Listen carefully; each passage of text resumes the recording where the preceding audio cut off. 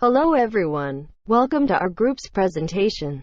Today we will present our advanced project, which topic is portfolio risk. So, let's start. The content has 6 parts. First is portfolio diversification and standalone risk. Second part is portfolio risk and return. Third part is portfolio betas. Fourth part is capital allocation line. The next is efficient portfolio. And last one is combination of efficient portfolio, CAL and indifferent curve. Let's move to the first part, portfolio diversification and standalone risk. Diversification is a risk management strategy that mixes a wide variety of investments within a portfolio. A diversified portfolio contains a mix of distinct asset types and investment vehicles in an attempt at limiting exposure to any single asset or risk. The rationale behind this technique is that a portfolio constructed of different kinds of assets will, on average, yield higher long-term returns and lower the risk of any individual holding or security. Diversification strives to smooth out unsystematic risk events in a portfolio, so the positive performance of some investments neutralizes the negative performance of others. The benefits of diversification hold only if the securities in the portfolio are not perfectly correlated, that is, they respond differently, often in opposite ways, to market influences. Standalone risk is the risk an investor would face if she held only this one asset. Obviously, most assets are held in portfolios, but it is necessary to understand standalone risk in order to understand risk in a portfolio context. In portfolio management, standalone risk measures the risk of an individual asset that cannot be reduced through diversification. Investors may examine the risk of a standalone asset and help predict expected return of investment. Standalone risks have to be carefully considered because as a limited asset, an investor stands to either see a high return if the value of the asset increases since it is the sole asset. On the other hand, an investor could stand to lose the entire value of the asset because it is the only one. Last but not least, coefficient of variation is also a way to measure standalone risk because shows how much risk is associated with an investment relative to the amount of expected return. Move to next part, portfolio risk and return. Portfolio risk is a chance that the combination of assets or units within the investments that you own fail to meet financial objectives. Each investment within a portfolio carries its own risk, with higher potential return typically meaning higher risk. In theory, portfolio risk can be eliminated by successful diversification. Holding combinations of investments that do not depend on the same circumstances to return a profit. In reality, though, it is more probable that risks will be minimized and not eliminated entirely. So, how to tell the differences between portfolio and standalone risk? Well, a portfolio context takes all of the investments and assessments into account when calculating risk. Standalone risk is calculated assuming that the asset in question is the only investment that the investor has to lose or gain. A portfolio is a combination of 2 or more different assets for the purpose of investment. An investor invests in a portfolio to earn a return while minimizing risk through diversification. The more the assets in a portfolio, the lower the risk is likely to be. Standalone risk is the probability of loss associated with a single asset. It is the undiversified risk in a single asset held by an investor, while the risk in a portfolio context is the probability of loss associated with a group of different assets put together. In reality, virtually all stocks are positively correlated, but not perfectly so.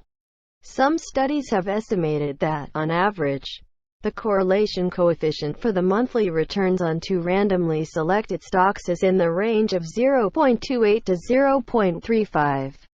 During the period 1968 to 1998, the average correlation coefficient between 2 randomly selected stocks was 0.28, while the average correlation coefficient between 2 large company stocks was 0.33. Under this condition, Combining stocks into portfolios reduces but does not completely eliminate risk. Firstly, let's get the overview of individual stocks' betas. An average risk stock is defined as one with a beta equal to 1, B equals 1. Beta measures a stock's tendency to move up and down with the market, B equals 1. A portfolio of such B equals 1 stocks will move up and down with the broad market indexes, and it will be just as risky as the market. A portfolio of B equals 0.5 stocks tends to move in the same direction as the market, but to a lesser degree. On the other hand, a portfolio of B equals 2.0 stocks also tends to move with the market, but it will have even bigger swings than the market. Theoretically, it is possible for a stock to have a negative beta. In practice, few if any stocks have a negative beta. A stock in a given period may move counter to the overall market even though the stock's true beta is positive. If a stock has a positive beta, we would expect its return to increase whenever the overall stock market rises. However, company-specific factors may cause the stock's realized return in a given period to decline, even though the market's return is positive. Regarding portfolio beta, it's a measure of the overall systematic risk of a portfolio of investments. N equals the weighted average of the beta coefficient of all the individual investments, stocks in a portfolio as the showed formula.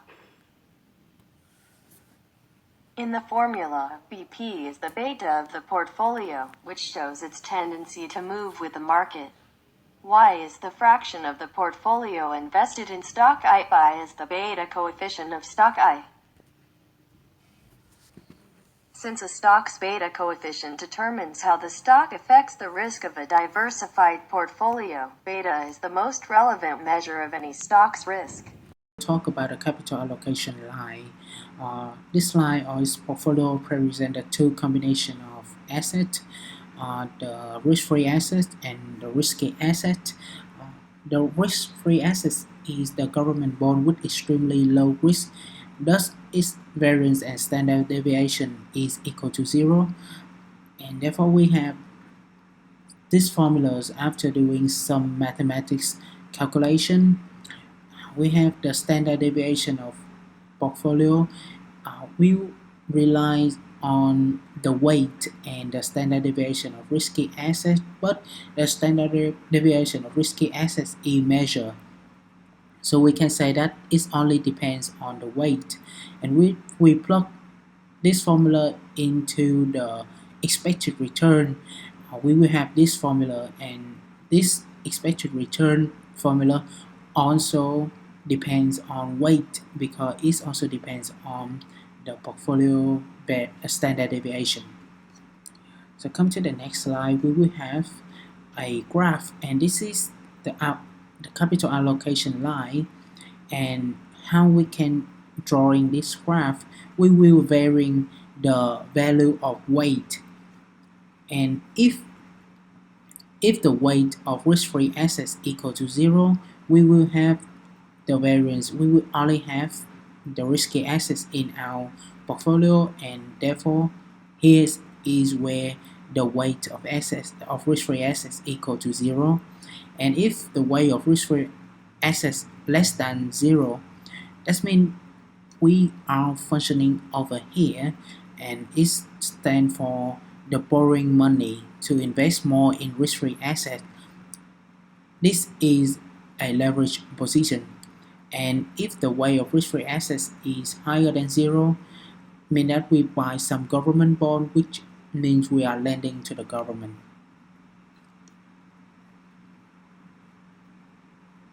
In part 5, we will discuss about efficient portfolio. An efficient portfolio, also known as an optimal portfolio of risky assets, is one that provides the best expected return on a given level of risk, or alternatively, the minimum risk for a given expected return.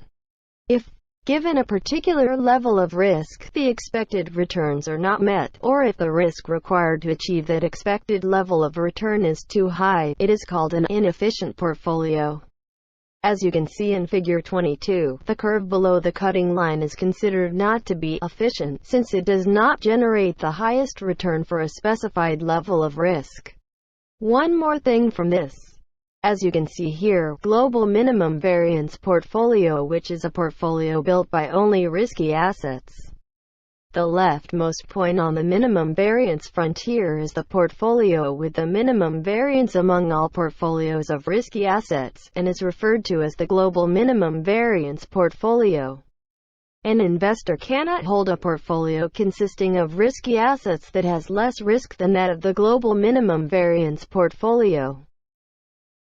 So in this part, I will pull everything together, combining the efficient portfolio, capital allocation line, and indifferent curve to depict the most optimal portfolio. So here is my optimal portfolio, point C. How can I get to point C? Because point C is not lying on the efficient frontier, and we know that the efficient frontier is the most efficient portfolio. My strategy is I will choose point P on the efficient frontier because I cannot choose any point lying below point A. The next question is, should I choose how do I can get to point C because it's not on the efficient frontier. I construct a portfolio between point B and another risk-free asset, and I have the capital allocation line here, and by varying the weight of the risk-free asset, I can move below the point A. So if you see, if not point C, I can move to here, and I still can achieve the expected return at this level of risk, and this is my optimal portfolio because I can move freely to anywhere I want. So if I want higher expected return, I can move to here with higher risk and higher expected return, but it's definitely will have higher expected return than the efficient frontier. And I don't have to be limited to this line only. So therefore, the optimal point will be where my indifferent curve tangent to the capital allocation line constructed by a point on the efficient frontier and another risk-free asset.